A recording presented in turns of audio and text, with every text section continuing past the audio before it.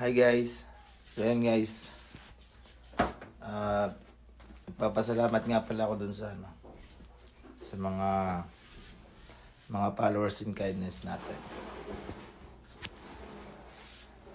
At salamat dun sa mga nanood ng kindness vlog ko. So yun. So tuloy lang po tayo sa sa aking charity vlogging career. So career talaga yan. Okay guys, so tuloy-tuloy lang natin yan. So guys, hindi pa ako makain.